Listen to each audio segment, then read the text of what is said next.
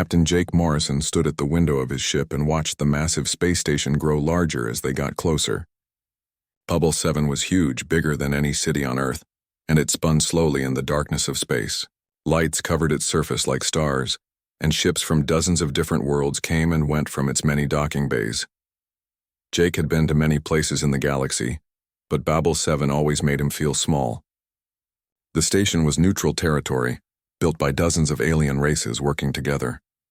It was one of the few places where enemies could meet and talk without shooting at each other. At least that was the idea. "Captain, we're getting clearance to dock," said Lieutenant Emma Rodriguez from her seat at the communications panel. She was young but smart, and Jake trusted her completely. "Base 7 on the main ring. Take us in nice and easy," Jake told the pilot. The New Horizon was not a big ship by galactic standards. Most alien races looked at human ships and laughed. They thought humans were primitive, still using old fusion engines when everyone else had moved on to better technology. Jake was fine with that. Sometimes being underestimated was useful.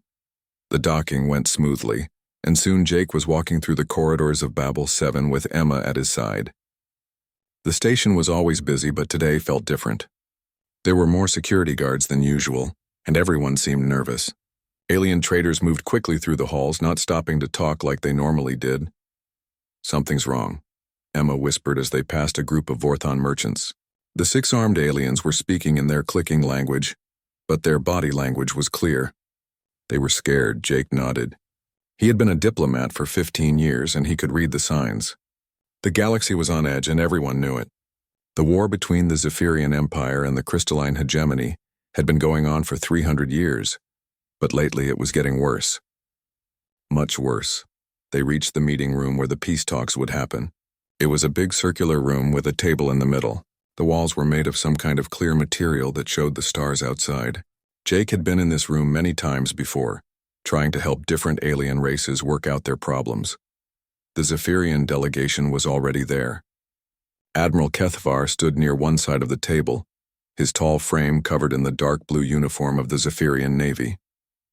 His species looked almost human except for their pale white skin and black eyes that had no pupils. Kethvar had been fighting the crystallines for most of his life, and it showed. His face was hard, and there were scars on his hands from old battles. A few minutes later, the crystalline delegation arrived. They were very different from the Zephyrians. The crystallines looked like they were made of living glass, with bodies that shifted and changed color as they moved. Overmind Nexus Prime led their group. It was hard to tell if Nexus Prime was male or female, since crystallines were very different from humans. It spoke through a translation device that turned its musical tones into words other species could understand. "Admiral Morrison," Kethvar said as Jake entered. The Zephyrian always got his rank wrong, but Jake never corrected him. "I hope you have brought better proposals than last time." Overmind Nexus Prime agrees that previous human suggestions were insufficient, the translation device said in its flat mechanical voice. "The territorial disputes require resolution, but not through weakness." Jake sat down at the table and opened his briefcase. Inside were dozens of documents, maps, and proposals that human diplomats had been working on for months. Every detail had been checked and double-checked. Every possible solution had been considered. "Let's start with the border systems," Jake said calmly. "I think we can find a way to share control of the mining colonies that both sides want." For the next 3 hours, Jake tried everything he could think of. He offered compromises on territory, suggested joint colonies, and even proposed splitting the profits from contested worlds. The 2 sides listened, but neither would give up anything important. Admiral Kethvar pounded his fist on the table when Jake suggested the Zephyrians give up their claims to the Helix Nebula. "Those systems have been ours for 2 centuries. The crystallines have no right to them. Right is determined by strength," Nexus Prime replied, its body flashing angry red colors. "Zephyrian claims mean nothing when they cannot defend their territory." "We'll see about that," Kethvar growled. Jake felt his heart sink. He had seen this before. Both sides were done talking and ready to fight. But this time was different. His intelligence report said both empires had new weapons, terrible weapons that could destroy entire star systems. Emma leaned over and whispered in his ear. "Captain, I'm getting reports of fleet movements. Both sides are bringing in reinforcements." Jake looked at the data on Emma's tablet.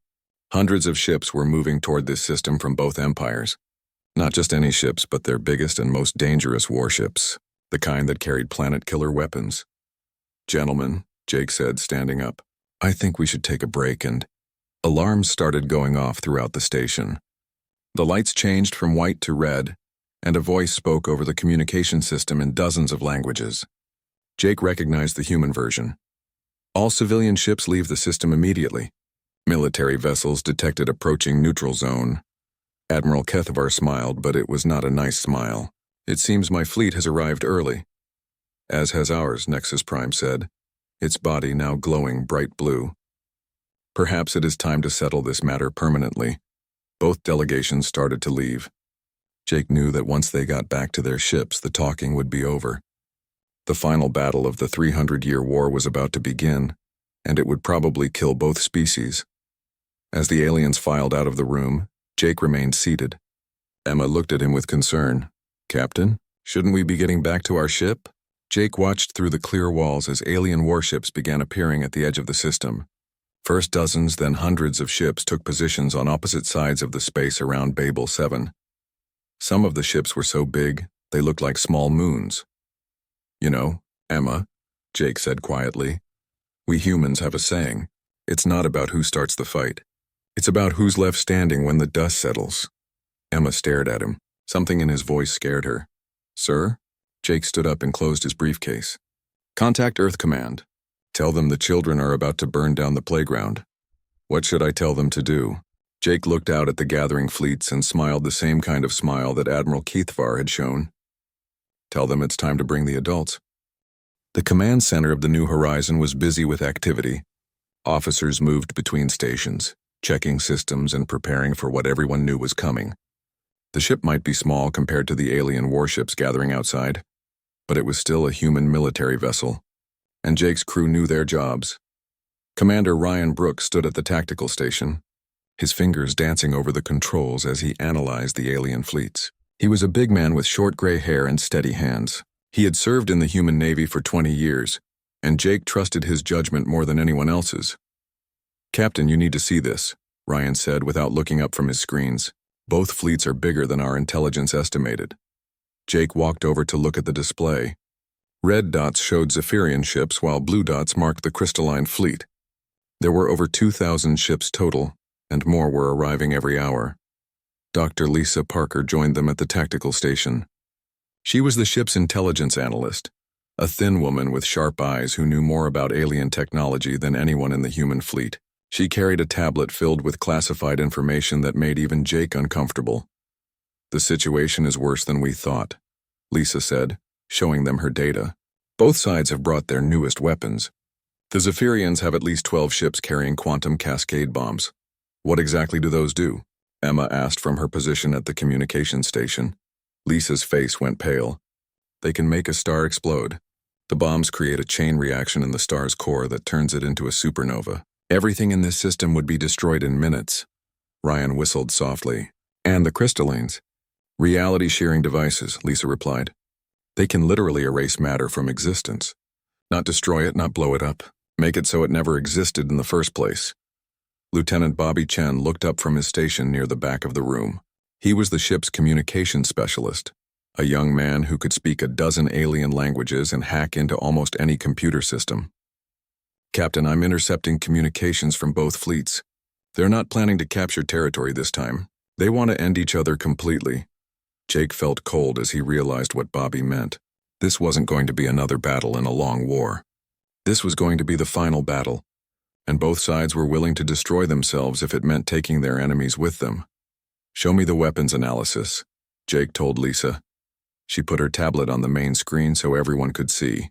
The display showed technical drawings of both types of weapons, along with estimated damage patterns. The quantum cascade bombs could destroy everything within 50 light years if they were used near the system's star. The reality shearing devices were more precise but equally deadly. "Sir," Ryan said quietly, "if they use these weapons, both species will be extinct within a few days. The Zephyrians will blow up every crystalline world, and the crystallines will erase every Zephyrian colony. There won't be any winners." Jake nodded. He had been afraid of this for months. Both empires were so angry, so desperate to win, that they were willing to commit suicide rather than lose. It reminded him of old Earth stories about people who burned down their own houses rather than let someone else have them. "Bobby, open a secure channel to Earth Command," Jake ordered. The young officer's fingers flew over his controls. "Channel open, sir. Maximum encryption." Admiral Helen Ward appeared on the main screen. She was in her office back on Earth, but Jake could see the worry in her eyes. Admiral Ward had been in charge of human diplomatic and military operations for 10 years, and she understood the galaxy better than most humans. "Jake, I've been watching the fleet movements." "How bad is it?" "Both sides have planet killers, Admiral. They're not planning to win this war. They're planning to end it by destroying everything." Admiral Ward was quiet for a moment. "Casualties? If they use their new weapons? Complete extinction for both species. Billions dead in the first hour, and probably every living thing in dozens of star systems." "I see." Admiral Ward leaned back in her chair. "Jake, I'm authorizing Protocol Endgame." The command center went silent. Everyone knew what Protocol Endgame meant, even if they didn't know the details. It was humanity's most classified military program, something so secret that only a few dozen people in the entire human government knew about it. "Are you sure, Admiral?" Jake asked. "We've been preparing for this day for 50 years, Admiral Ward replied. "Ever since we first learned about the alien wars, we knew someone would eventually go too far. The galaxy's children are about to destroy themselves, and we can't let that happen." Dr. Lisa Parker stepped forward. "Admiral, what exactly is Protocol Endgame?" Admiral Ward looked at her for a long moment before answering. "Doctor, what do you know about human military history?" "The basics. World War II, the nuclear bombs, the Cold War period when both sides had enough weapons to destroy Earth several times over." "That's right. Humans learned something from those experiences that no other species in the galaxy has learned. We discovered that the most dangerous moment in any conflict is when both sides have nothing left to lose." Jake understood. "So we prepared for it." "Exactly. While other species were building bigger guns and better shields, humans were asking a different question. How do you stop a fight between two opponents who are both willing to die rather than surrender?" Commander Ryan Brooks crossed his arms. "And the answer? You become stronger than both of them combined," Admiral Ward said simply. "For the past 50 years, humanity has been building what we call pacification fleets. They've been hidden throughout human space waiting for exactly this situation." Emma looked confused. "But sir, human technology isn't advanced enough to fight both empires at once. Our ships are smaller. Our weapons are weaker." "That's what everyone thinks," Admiral Ward interrupted. "And we've worked very hard to keep it that way. The galaxy sees us as primitive because we want them to see us as primitive. It's much easier to solve problems when people don't see you as a threat." Bobby Chen was staring at his instruments with wide eyes. "Captain, I'm detecting new ships jumping into the system. The computer can't identify them, but the energy signatures are strange." Jake looked at Admiral Ward. "How long?" "Admiral Kate Sullivan's fleet should arrive within the hour." "Jake, I want you to understand something. What's about to happen will change everything. After today, the galaxy will know that humans are not the weak little species they thought we were." Dr. Lisa Parker was reading data from her tablet. "Admiral, if we have this kind of technology, why haven't we used it before? Why did we let wars like this continue?" Admiral Ward's expression became serious. "Because, Doctor, the weapons we built to stop wars like this are too dangerous to use for anything else. They're not conquest weapons. They're extinction weapons. We built them hoping we would never need to use them." The communication ended, leaving Jake and his crew alone with their thoughts. Outside the ship, two alien fleets prepared to destroy each other and everything else in the system. In an hour, they would discover that humans had been watching and preparing for this moment for decades. "Sir," Emma said quietly, "are we doing the right thing?" Jake looked out at the alien fleets through the ship's main window. Thousands of ships, millions of crew members, all preparing to die in a war that had already lasted longer than human civilization had existed. "Emma, sometimes the right thing and the necessary thing are the same. Today is one of those days." The battle began exactly as everyone expected it would. The Zephyrian fleet opened fire first, sending streams of plasma and antimatter missiles across the space between the two forces. The crystalline ships responded with their own weapons, beams of pure energy that could cut through the strongest armor like it was paper. Jake watched from the New Horizons command center as hundreds of ships exchanged fire. Explosions lit up the darkness of space like deadly fireworks. Both fleets had arranged themselves in massive battle formations that stretched across thousands of kilometers. Damage reports coming in from both sides. Bobby Chen reported from his communication station. The Zephyrians have lost at least 30 ships and the Crystallines are down by about the same number. Commander Ryan Brooks studied his tactical displays. They're holding back their big weapons. Both sides are testing each other first, trying to see if they can win without using the planet killers. Dr. Lisa Parker was monitoring the energy readings from both fleets. The Zephyrian flagship is charging its quantum cascade system. If they fire that thing at the system's star, we have maybe 10 minutes before the star goes supernova. Emma looked up from her station with fear in her eyes. Captain, shouldn't we be running? If they blow up the star, we stay, Jake said firmly. Admiral Sullivan's fleet should be here any minute. The battle was getting more intense by the second. Larger ships on both sides were joining the fight, and the weapons being used were getting more powerful. Jake could see reality itself bending around some of the crystalline weapons. Where their beams hit Zephyrian ships, sections of the vessels simply disappeared, leaving holes that looked like someone had cut them out with invisible scissors. The Zephyrians were fighting back with their own terrifying weapons. Some of their ships fired bombs that created small black holes on impact. The black holes lasted only a few seconds before evaporating, but they tore apart anything they touched. Sir, Ryan said urgently, the Zephyrian flagship is moving toward the star. If they get close enough to use that cascade bomb, his words were cut off by something impossible. Every ship in both fleets, thousands of vessels suddenly went dark. Their engines shut down, their weapons stopped firing, and their lights went out. In seconds, the massive battle had become completely silent. What just happened? Emma whispered. Before anyone could answer, Bobby Chen's instruments came alive with new contacts. Captain, I'm detecting new ships entering the system. They're human ships, but the computer can't identify the class. Jake smiled. He had been waiting for this moment. Put them on the main screen. The view changed to show the edge of the system, where space itself seemed to be rippling. Ships began to appear, but they were unlike anything the aliens had ever seen. They were human ships, but they moved with a grace that seemed to defy physics. Their hulls were covered with energy patterns that bent light around them, making them hard to look at directly. At the front of the human fleet was a ship that was clearly the flagship. It was not the biggest ship in the human formation, but something about it made it obvious that it was in command. The name painted on its hull read, Earth's Verdict. This is Admiral Kate Sullivan of the Human Pacification Fleet, a voice said over all communication channels. The voice was calm and professional, but there was something underneath it that made everyone listen. All military vessels will power down weapons and engines immediately. Admiral Kethvar's voice came over the communication system from his darkened flagship. Human, your tiny fleet cannot threaten us. We have thousands of ships, and you have only hundreds. Your ships no longer function, Admiral Sullivan replied simply. Look at your instruments. Jake watched on his screens as both alien fleets tried desperately to restart their systems. Nothing worked.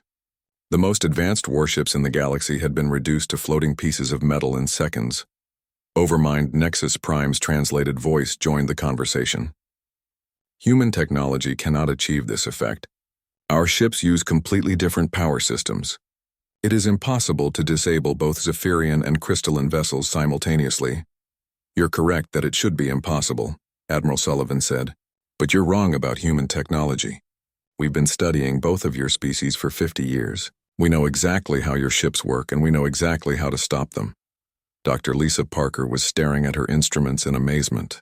Captain, the human ships are generating some kind of field that's interfering with quantum-level processes. They're not just jamming communications or weapons. They're preventing the basic reactions that power both types of alien technology. Commander Ryan Brooks was equally impressed. The precision required to do this. They'd need to understand both alien technologies better than the aliens do themselves. Admiral Sullivan's voice continued. You have 30 minutes to surrender all military assets and return to your home systems. This is your only warning. The response from both alien commanders was immediate and predictable. Admiral Kethvar began laughing, a harsh sound that came through the communications clearly. A few hundred primitive human ships against both our fleets? You must be insane. The humans calculate incorrectly, Nexus Prime added. Even without power, our ships outnumber yours by thousands to one. When we restore our systems, you will be destroyed. Admiral Sullivan was quiet for a moment. When she spoke again, her voice had changed. It was still calm, but now it carried something that made Jake's skin crawl. Very well. Since you require a demonstration, we'll provide one. The human fleet began to move. The ships spread out in a formation that Jake had never seen before, each vessel taking a position near different objects in the system. Asteroids, broken ships from previous battles, pieces of space debris. Every piece of matter that wasn't an active starship became a target. All human vessels, Admiral Sullivan said. Begin the demonstration. What happened next was beyond anything the aliens thought possible. The human ships didn't fire energy beams or launch missiles. Instead, they seemed to reach out with invisible hands and squeeze. Asteroids that had been floating in space for millions of years suddenly collapsed in on themselves. Mountains of rock and metal compressed down to points so small they couldn't be seen. The process took only seconds, but the result was terrifying. Where huge asteroids had been, now there were tiny spheres of matter so dense that they bent space around themselves. The compressed objects glowed with heat and radiation, and some of them were so heavy that they created their own gravitational fields. Controlled gravitational manipulation, Dr. Lisa Parker breathed. They're creating artificial gravity, fields strong enough to compress matter beyond neutron star density. But the demonstration wasn't over. Dr. Alan Wright's voice came over the communications from the Earth's verdict. To ensure there's no confusion about our capabilities, we'll provide a visual aid. The human ships began working together, using their gravity weapons to arrange the compressed matter in space. Slowly, impossibly, letters began to form in the debris field. Each letter was kilometers tall, made from matter compressed to incredible density. The message was clear and simple. We can do this to your planets. The alien fleets watched in growing horror as humanity revealed technology that made their most advanced weapons look like stone tools. The ability to manipulate gravity itself, to compress matter beyond what should be physically possible, and most terrifyingly, to do it all with surgical precision. Admiral Sullivan spoke again. 300 years ago, nuclear weapons seemed impressive to us too. We used them twice, learned what they really meant, and spent the next 3 centuries building something infinitely more final. Commander Ryan Brooks was studying the readings from the human demonstration. Captain, the energy levels they're generating, some of those compressed objects are approaching black hole density. They're creating and controlling microscopic black holes. Jake nodded grimly. He was beginning to understand what Admiral Ward had meant. Humans hadn't just built better weapons. They had built weapons that could rewrite the basic laws of physics in small areas of space. This technology, Admiral Sullivan continued, is what humans call gravitational warfare. You've just seen the demonstration model. The real weapons are considerably more effective. Both alien commanders had gone silent. Their fleets hung powerless in space, watching tiny human ships casually manipulate forces that their greatest scientists considered theoretical impossibilities. Admiral Sullivan's final words carried across the system like a death sentence. Humans don't build weapons to win wars. We build weapons to end them permanently. You have 29 minutes and 30 seconds to comply. The 29 minutes passed like hours. Jake watched the timer on his screen count down while both alien fleets remained silent and powerless. He could see the alien commanders trying everything they could think of to restart their ships, but nothing worked. The human technology that had disabled their fleets was beyond their understanding. With 10 seconds left on the deadline, Admiral Kethvar's voice crackled over the communication system. Human Admiral, we need more time to consider your terms. Admiral Sullivan's response was immediate and final. Time expired. The human fleet moved with deadly precision. Each ship selected a target from among the thousands of disabled alien vessels. But they didn't choose the biggest ships or the most dangerous ones. Instead, they picked smaller vessels. Scouts, transports, and support ships that held dozens rather than thousands of crew members. Jake realized what Admiral Sullivan was doing. She was showing the alien commanders that human weapons could be precise, that they could choose exactly who lived and who died. The selected alien ships began to change. The human gravity weapons reached out across space and began to compress the target vessels, but slowly this time. The crews inside had time to see what was happening. Time to send final messages to their commanders. Time to understand that death was coming and there was nothing they could do to stop it. This is Captain Jack of the crystalline vessel Harmony. A panicked voice came over the communications. Our ship is being crushed. The hull is collapsing. Please, we surrender, we surrender. But the compression continued. Within minutes, the ship that had been over 200 meters long was reduced to a sphere the size of a basketball. The sphere glowed white-hot and created its own small gravitational field that pulled in nearby debris. The same thing happened to a dozen ships from each fleet. The alien commanders were forced to watch as their crews died, compressed into points of super-dense matter that would exist for millions of years as monuments to this moment. Admiral Kethvar's voice was shaking when he spoke again. Stop, please stop. We surrender! Our forces submit to human authority, Overmind Nexus Prime added quickly. We request immediate cessation of hostilities. Admiral Sullivan's voice remained calm. Too late. You had your chance for surrender. More ships began to die, but Admiral Sullivan was choosing her targets carefully, always picking vessels that would cause maximum psychological impact while killing the fewest people. She was teaching the alien commanders that human mercy was a gift that could be withdrawn at any time. Jake understood the strategy. This wasn't about conquest or revenge. This was about breaking the will of both alien species so completely that they would never again consider starting a war. Dr. Lisa Parker was monitoring the alien communications channels. Captain, I'm intercepting hundreds of messages between the alien ships. They're terrified. Some of the ship captains are begging their commanders to surrender completely. Commander Ryan Brooks was studying the tactical display. The human formation is incredible. Each ship is positioned to target multiple alien vessels simultaneously. They could destroy both fleets in minutes if they wanted to. Emma looked up from her communication station with tears in her eyes. Sir, the alien crews are sending messages to their families. They think they're all going to die. Jake felt sick, but he understood why Admiral Sullivan was doing this. Both alien empires had been willing to commit genocide to win their war. Now they were learning what it felt like to face extinction themselves. Admiral Sullivan spoke again. Since you seem to require additional education about human capabilities, we'll continue the demonstration. The human ships began working together on something new. Instead of targeting individual vessels, they started manipulating larger objects in the system. A small moon that orbited one of the outer planets began to change shape as human gravity weapons reached across millions of kilometers to touch it. The moon compressed slowly, taking almost an hour to collapse into a dense sphere.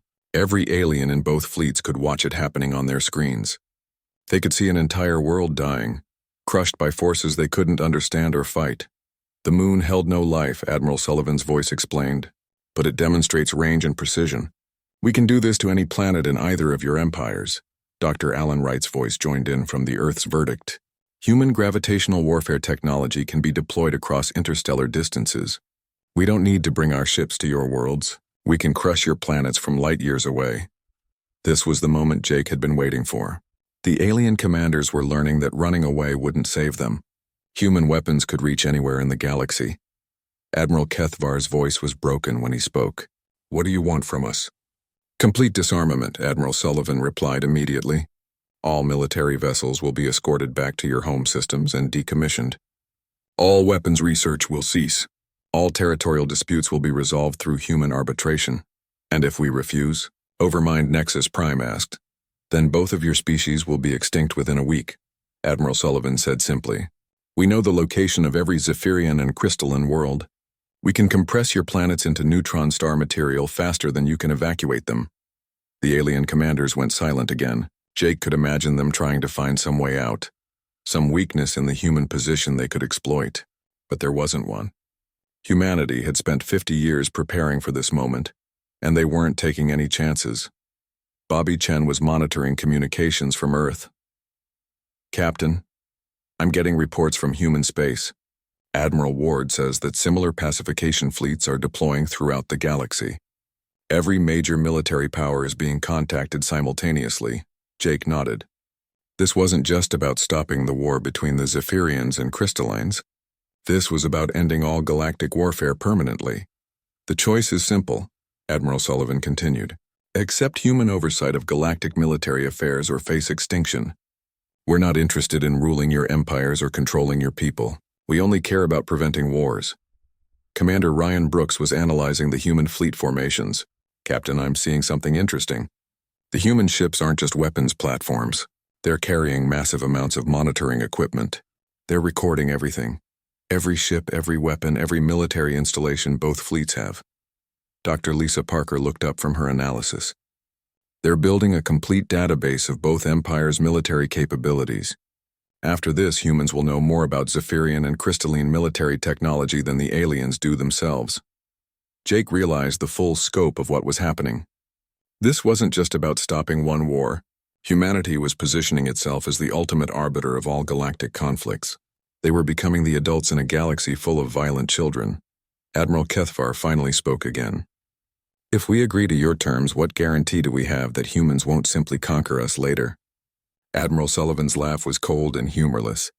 Admiral, if we wanted to conquer you, you'd already be dead. Human interest in your territories is exactly zero. We have everything we need in our own space. Then why do this? Overmind Nexus Prime asked.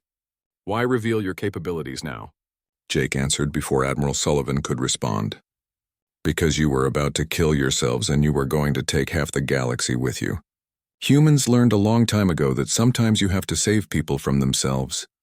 Admiral Sullivan's voice carried approval. Captain Morrison is correct. Both of your species were preparing to commit suicide rather than lose this war. We can't allow that kind of thinking to spread to other civilizations. The message was clear. Humanity wouldn't conquer the galaxy, but they also wouldn't let anyone else destroy it. They had become the guardians of galactic civilization, whether the other species wanted guardians or not. 6 months later, Jake stood on the observation deck of Earth Station Alpha and watched the most unusual sight in galactic history. Zephyrian and crystalline ships were working together, building something in the space between their territories. It was a monument, but not the kind that celebrated victory or mourned defeat. The monument was made from the compressed remains of ships from both fleets. Human engineers had helped design it, using their gravitational manipulation technology to weave metal and crystal together into something that looked like two hands reaching toward each other. It was beautiful and terrible at the same time, a reminder of what had almost happened and what had been prevented. Admiral Kate Sullivan stood beside Jake, watching the construction through the transparent aluminum windows of the station. She looked older than she had 6 months ago, but there was satisfaction in her eyes.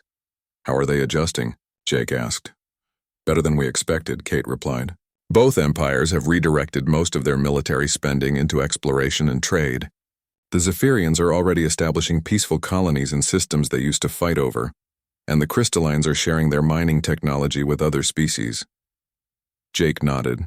The transformation had been remarkable. Both species had channeled their competitive instincts into economic and technological development instead of warfare. Trade routes that had been battlefields were now busy with merchant ships from dozens of worlds. Dr. Lisa Parker joined them at the window. She had been promoted to Director of Galactic Monitoring, and she spent most of her time analyzing data from the hidden human observation stations scattered throughout the galaxy. The latest reports show military buildup in 3 systems has dropped to 0, she said, showing them data on her tablet. The Vorthon Confederation was considering a war with the Helix Alliance, but when they detected our monitoring stations, they decided to negotiate instead. Word is spreading, Kate said with approval. Every species in the galaxy now knows that humans are watching, and that we won't tolerate large-scale conflicts. Jake looked at the monument being constructed outside. The workers building it were both Zephyrian and crystalline, species that had been trying to extinct each other just months ago. Now they were cooperating on a project that would last for thousands of years. Commander Ryan Brooks approached from the other side of the observation deck. He had been promoted to Admiral and was now in charge of the human monitoring network. Jake, we just received a communication from the Galactic Council. They want to formally recognize human authority over military affairs. Jake wasn't surprised. The Galactic Council had been trying to prevent wars for centuries, but they had never had the power to actually stop them. Now they saw humans as their best hope for lasting peace. What do they want in return? Kate asked. They're offering to make Earth a permanent member of the Council with authority over all military disputes, Ryan replied. They also want to establish joint research programs with human scientists. Dr. Lisa Parker looked thoughtful. The research programs could be valuable. If we share some of our technology with other species, we might be able to prevent wars before they start instead of having to stop them after they begin. Jake agreed. The current system worked, but it required humans to constantly watch for threats and intervene when conflicts escalated. It would be better if other species could resolve their differences peacefully without human involvement. Admiral Sullivan turned away from the window. I'll discuss the Council's offer with Earth Command, but I think we should accept. The more integrated we are with galactic civilization, the less likely it is that someone will try to challenge us. Lieutenant Emma Rodriguez entered the observation deck carrying a communication device. She had been promoted to commander and was now Jake's second in command. Sirs, we're receiving a priority message from the border monitoring station in the Andromeda sector. Jake took the device and read the message. His expression became serious. There's a new conflict brewing between the Silicon Collective and the Plasma States. Both sides are mobilizing their fleets. Kate sighed. How big? The Silicon Collective has over 1,000 ships and the Plasma States have about 800. If they fight, the civilian casualties could reach into the millions. Dr. Lisa Parker checked her tablet. I'm not showing any planet-killer weapons, but both species use viral warfare. If they start releasing biological weapons, entire worlds could be sterilized. Admiral Sullivan walked to the communication station and opened a channel to the Human Fleet Command Center. This is Admiral Sullivan. Deploy Pacification Fleet 7 to the Andromeda sector immediately. Full containment protocols. Jake watched as the orders were relayed throughout human space. Within hours, a human fleet would arrive in the disputed system, and both alien forces would find their ships disabled. The pattern had been repeated dozens of times over the past 6 months, and it always ended the same way. They'll surrender once they see what happened to the Zephyrians and Crystallines, Emma said confidently. Most species learn from the examples of others, Kate agreed. The galaxy is starting to understand that warfare on the scale they're used to is no longer possible. Bobby Chen joined them from his position at the communications center. He had been promoted to lieutenant commander and was now in charge of monitoring galactic communications. Sirs, I'm intercepting messages between the Silicon Collective and Plasma States leadership. They're already discussing the possibility of human intervention. What are they saying? Jake asked. Both sides are asking their allies what they know about human capabilities. Some of their military advisors are recommending they cancel the conflict rather than risk facing our fleets. Dr. Lisa Parker smiled. The reputation is becoming more important than the actual weapons. Most species would rather negotiate than find out what human gravitational warfare can do to their planets. This was exactly what Jake had hoped would happen. Humans didn't want to rule the galaxy or fight endless wars. They wanted peace, and the best way to maintain peace was to make war too expensive and dangerous for anyone to consider. Admiral Sullivan opened another communication channel, this one directed at the Silicon Collective and Plasma States. This is Admiral Kate Sullivan of the Human Pacification Fleet. We are aware of your military preparations. Any hostile action will result in immediate intervention. The response came back within minutes. Leaders from both alien species appeared on the main screen, their expressions showing a mixture of fear and resignation. Admiral Sullivan, the Silicon Collective representative, said, "We are willing to discuss peaceful resolution of our territorial dispute." The Plasma States agree to arbitration, the other leader added quickly. "We request human mediation to prevent unnecessary conflict." Kate nodded approvingly. "Very wise. Captain Morrison will coordinate the negotiations. I suggest you find a solution that both sides can accept, because there will not be a second chance." As the communication ended, Jake felt a deep satisfaction. This was how it was supposed to work. The threat of human intervention was preventing wars before they could start, saving millions of lives and countless resources that could be used for better purposes. "The galaxy is learning," Kate said quietly. "Every species now understands that their conflicts affect everyone, and that humans won't allow destructive wars to continue." Jake looked back at the monument being built outside the station. The Zephyrian and Crystalline workers were installing a plaque at the base, written in dozens of languages.